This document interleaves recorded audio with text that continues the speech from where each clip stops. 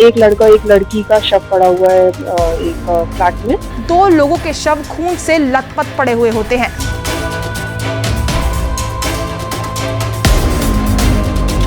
गोली मारी है और उसमें एक लड़का लड़की की डेड बॉडी है। अचानक से जो है शिवांगिनी का जो है कॉल आता है निखिल को कि वो रिश्ता खत्म करना चाहती है।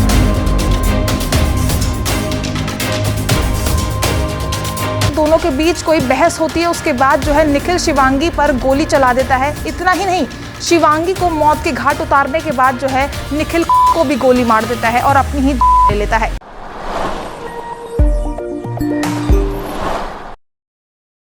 नमस्कार, दिल्ली अप टू डेट देख रहे हैं। मैं हूं आपके साथ तनिषा। इस वक्त उत्तर दिल्ली के बुराड़ी इलाके में हम मौजूद हैं और यहां पर कमालपुर में मैं मौजूद हूं। यहां पर मेरे पीछे जो इमारत आपको नजर आ रही है, दरअसल इसी के 3rd फ्लोर पे 2 लोगों का शव बरामद किया जाता है। जी हाँ, एक युवक और एक युवती का। दोनों की पहचान शिवांगी और साथ ही साथ निखिल के रूप में हुई है।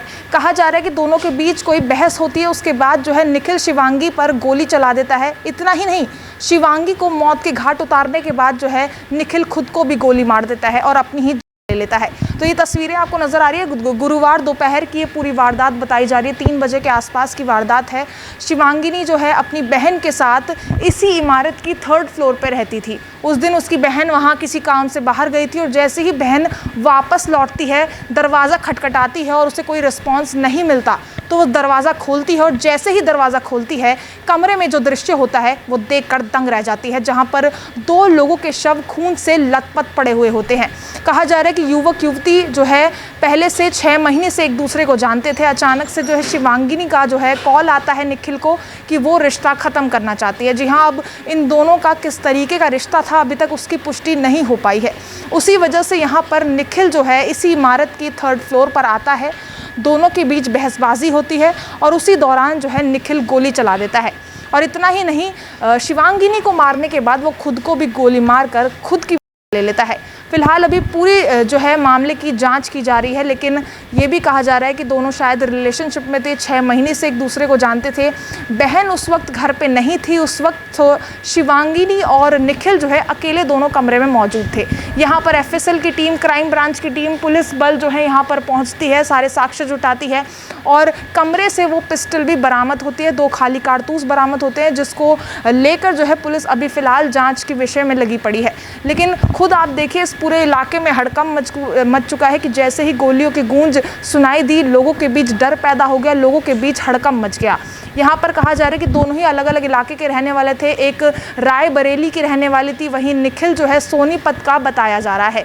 दोनों यहाँ पर दिल्ली में एक दूसरे को काफ़ी समय से जानते थे, लेकिन अचानक से ऐसा क्या कुछ हुआ कि सीधा निखिल ने गोली मार दी। बहुत सारे सवाल यहाँ पर उठते हुए नजर आ रहे हैं। तो यहाँ पर बुराड़ी थाने की पुलिस यहाँ पर पहुँचती है, सारे साक्ष्य यहाँ पर जुटाती है और फिलहाल जो है कहा जा रहा है कि दोनों की हालत बहुत ज़्यादा बुरी थी। दोनों को गोली लगी हुई थी, पूरे कमरे में खूनम खून हो गया था। और उसके बाद जो है जैसे ही बहन ने PCR कॉल करी और पुलिस को बताया, तो पुलिस भी दंग रह गई, क्योंकि अचानक से यहाँ पर जो है गोलीबारी की खबर सामने आई। फिलहाल अभी जो आपको इलाका काफ़ी शांत नज़र आ रहा होगा, यहाँ पर ज़्यादा लोग नहीं नज़र आ रहे होंगे। इसके बाद से जो है लोगों के बीच भी काफ़ी ज़्यादा डर जो है यहाँ पर दिखाई दे रहा है। तो अभी देखने वाली बात होगी कि आगे पुलिस जो है इस मामले को लेकर क्या जांच कर सकती है। बाकी अभी हम सुनते हैं कि आखिर यहाँ पर पुलिस का इस पूरे मामले पर क्या कहना है। तो एक कॉल आई थी कि बुराड़ी कमल विहार इलाके के अंदर एक घर में गोली मारी है और उसमें एक लड़का लड़की की डेड बॉडी है। तो हमने ये सीन ऑफ क्राइम विजिट किया है और उसके अंदर हमने सारे जो एविडेंसेस थे, जो सिचुएशन है, लड़के ने मरने से पहले जो अपने परिवार को मैसेज कर रखा है, उन सबकी जाँच की है और उसमें अभी तक यही सामने आया है कि इन दोनों का आपस में एक रिलेशन था, but it was not going forward as he desired.